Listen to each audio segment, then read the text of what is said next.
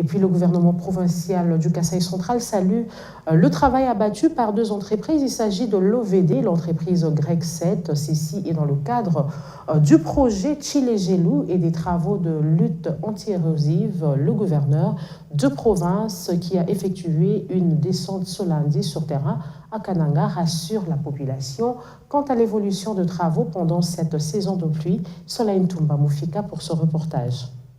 Les travaux de lutte anti-érosive amorcés sur la ville de Kananga se déroulent à pas de géants. Les constats est du gouverneur de province, Tarsis Kabatsula Mbuyamba, après sa ronde effectuée ce lundi dans différents chantiers qu'exécute l'Office des voiries et drainage. Pour les raisons qui avaient déjà coupé la route qui mène vers l'université Notre-Dame du Kasaï, le chef de l'exécutif provincial s'est dit surpris de la qualité des ouvrages et salue en même temps la technicité de la direction provinciale de l'Office des voiries et drainage dans ce chantier. Ces ouvrages qu'on est en train de faire pour récolter les eaux.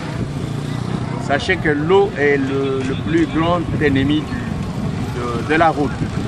Je suis personnellement satisfait.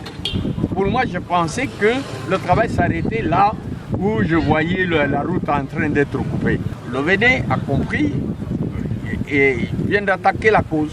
Et nous pensons que la voie qui mène vers Lucas est complètement sauvée. Faisant d'une pierre deux coups, Tarsis Kabatsula Mbuyamba, accompagné du directeur provincial de l'OVD et les ingénieurs de l'entreprise chinoise Grec 7 qui exécute les projets Chile-Gelou au Kasaï central, apaise les esprits de sa population car selon lui, les travaux ne connaîtront aucun faille.